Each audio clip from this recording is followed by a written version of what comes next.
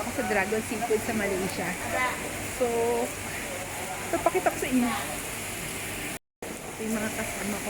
Ito parang paluto sa Pinas. Parang nasa base. Ayan, tignan niyo yung mga fish. O, diba? So, yan.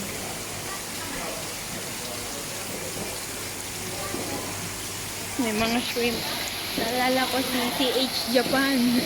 Gaalaga siya ng mga shrimp.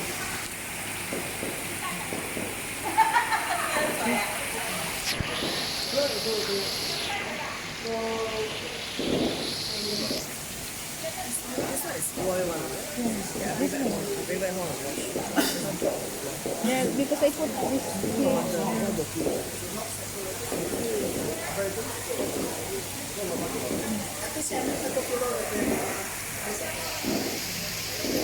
So it's like paluto in Pinas. So yan yung mga fish dito.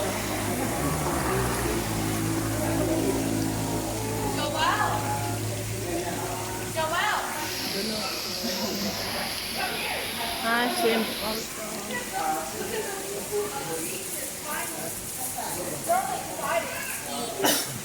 In Philippines have also like this, Papa, Yeah. near airport. Yeah.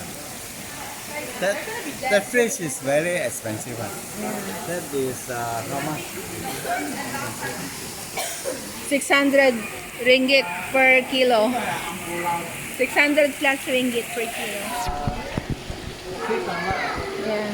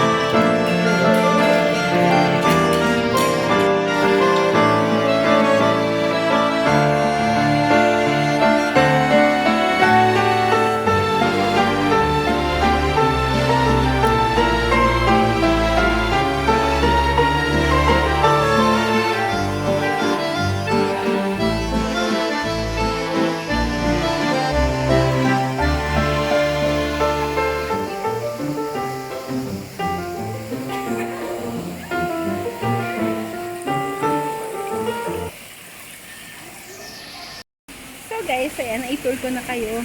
Oh, tagal-tagal na rin ako walang upload. So, ayan.